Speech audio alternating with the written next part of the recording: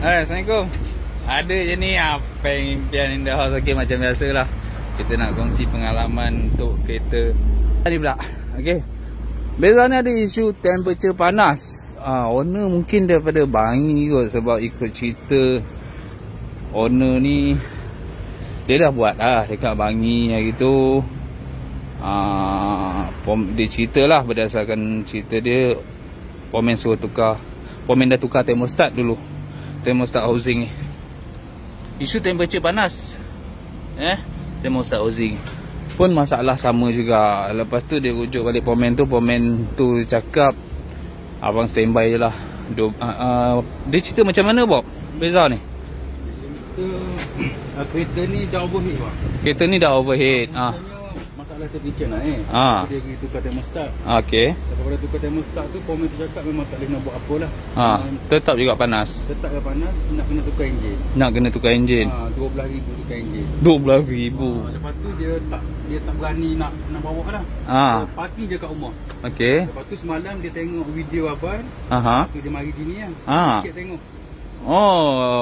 Jadi punca Bob dah kenal pasti? Dah. Betul tak? Benda tu jadi tak? Bob buat apa? Cuba cerita. Tukar dia punya ni. Tukar oil cooler saja. Sebab punca dia oil cooler ni dah tersumbat. Kalau kita tengok kat sini, tengok Bob tengok carbon ni. Maknanya coolant yang dikeluarkan untuk kereta ni kurang bagus lah, sebab dia jadi jenis berkarbon tau, berhabuk tau, menyebabkan laluan yang sehalus-halusnya macam ni, ini kita potong tengah, memang tak tersumbat lah, tapi laluan pintu utama dia dah tersumbat. Jadi bila dah tersumbat ni, air nak masuk dengan air keluar, pergi ke thermostat sini, hose ni buat mana, susah nak tengok. Dia mari daripada Bangi. Ni hose ni. Jadi dia daripada cooler dia masuk sini, pergi ke thermostat. Jadi ada saliran tersumbat, thermostat tak boleh buka. Memang temperature panas lah. Aircon pun tak sejuk. Aircon tak sejuk. Dia mari daripada Bangi, pukul dalam 1 jam. Saya pegang hose ni memang sejuk. Memang tak daripada panas. Bangi lebih kurang 1 jam. Mari bila pegang hose ni sejuk. Tak panas. Maknanya air tak berpusing. Punca thermostat tak terbuka. Tapi sebenarnya bukan thermostat. Nasib baik dia tak tukar enjin. Lepas dia tengok video kita, hang dah tukar oil cooler ni, sekarang panas tak? Panas. Jadi tak? Settle masalah.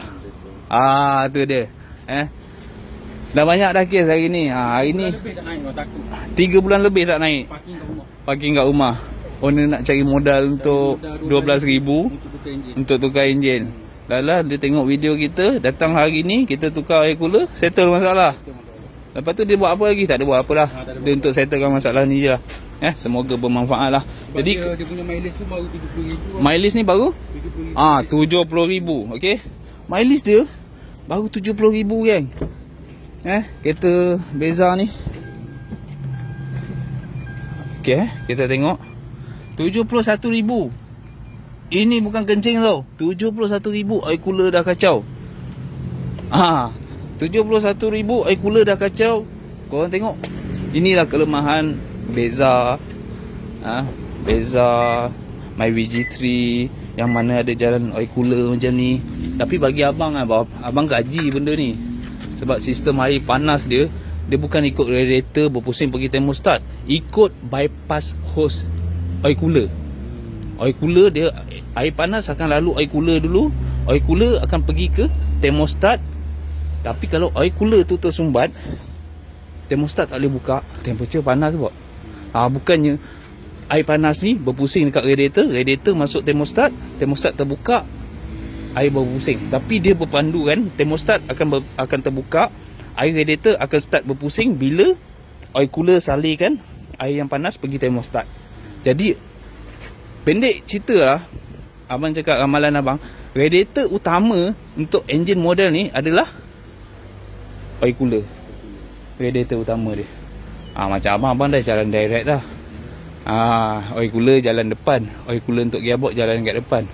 Abang jalan direct, abang tak jalan oil cooler. Tapi untuk lebih fahaman korang lah, bagi apa kan, setiap RM70,000, RM80,000 tukar lah. Tukar air cooler, tak payah jalan direct pun tak apa. Sebab kalau jalan direct pun bagus, air yang panas terus tembak ke termostat baru terbuka. Tapi kalau yang jenis tak suka modified, original tu indah, setiap 70,000 tukarlah.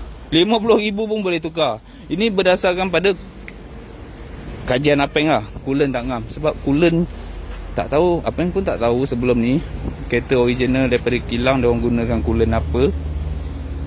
Mudah tersumbat radiator, cooler dia. Jadi suhu panas tak sampai ke termostat, tak terbuka. Jadi macam kita kat sini coolant berminyak. Jadi Apeng tak suka pakai coolant yang jenis macam ni. Apeng lagi suka pakai TCL. TCL ni memang bagus lah, orang cakap coolant dari Jepun. Tak payah tambah air, campur air. Kami pakai coolant ni. Jadi jagalah oil cooler korang ni. Masalah 12,000 nak belanja tukar enjin, owner ni dah settle, alhamdulillah. Banyak membantu video apa yang sama ni. Rasanya owner senyum ni. Moga tidak melayan bang, dia bagi. Tidak melayan 12,000, senyum dah owner tukar oil cooler, settle masalah. Alhamdulillah, semoga bermanfaat video ni buat korang semua di luar sana.